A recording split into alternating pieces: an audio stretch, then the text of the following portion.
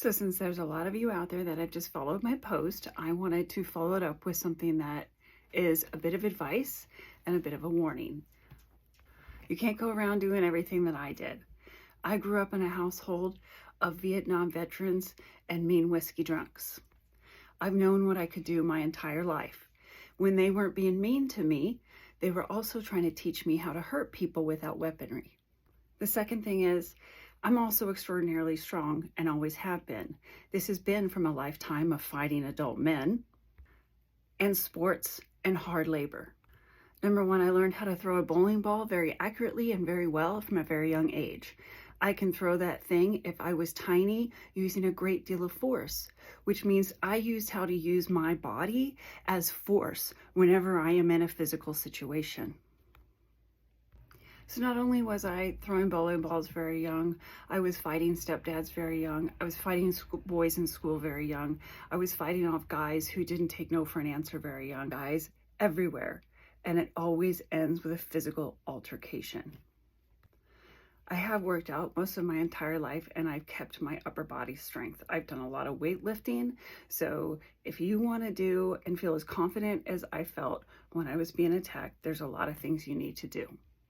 Self-defense classes are not the only thing, but they are the very first thing that you need to do. You need to learn how to use your body to help yourself in an emergency situation. You need to get your ass to the gym and you need to get strong. This has nothing to do with losing weight. This has everything to do with getting strong. Throwing that medicine ball and catching that medicine ball makes you realize what your body needs to do to take a punch or throw a punch. Go throw a bowling ball and throw it weekly, or go throw it twice a week. Join a league. I swear to God, you will understand what it means to throw your arms. I knew there was no way for me to beat this beast of a man. I do know the only way is to fight like a rat.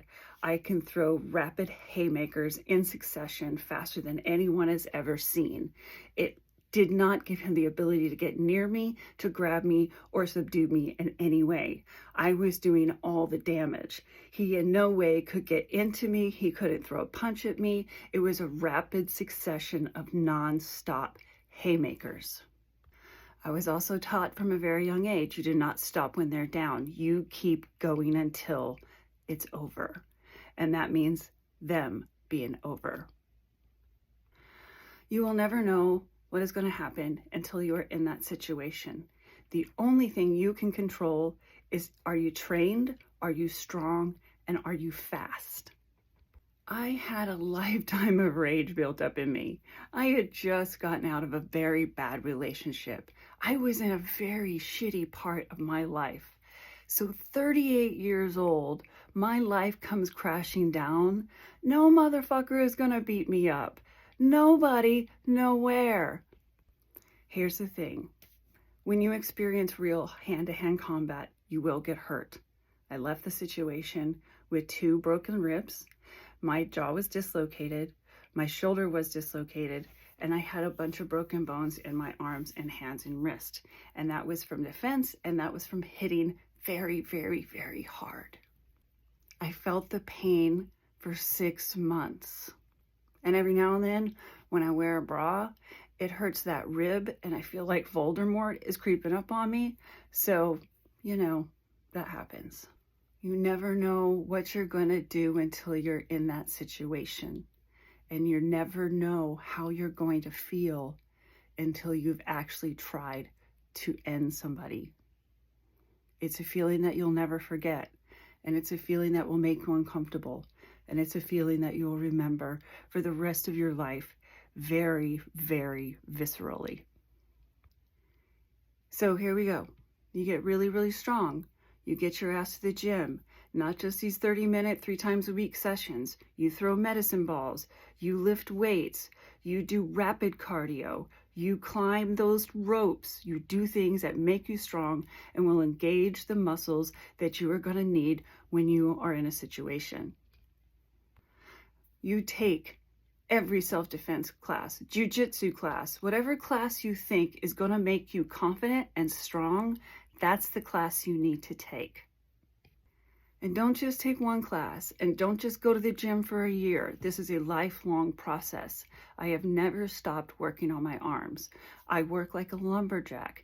I do my chores as if my back needs to get into it. The advice I give you is to put your fucking back into it. This could be your life. And if you own a weapon, I want you to take classes. I want you to get confident. And I want you to know that when you're going to fire that weapon, you need to do it with conviction. You know what I mean when I say do it with conviction, because I can't say it on here without getting blocked. The thing is, I will never forget that day. I will never forget how I felt. I will never forget the pain. I have very severe post-traumatic stress disorder from that, and it's never gone away. I felt unsafe every single day of my life. I was stalked for a very, very long time, even after that time. Yes, I walk the streets a little differently now, a little bit more confidently. I know what I'm capable of, but it doesn't mean that I should be unleashed around every corner. Be safe out there, be smart, be strong, be confident. And rapid succession haymakers like a rat in a corner work every single time.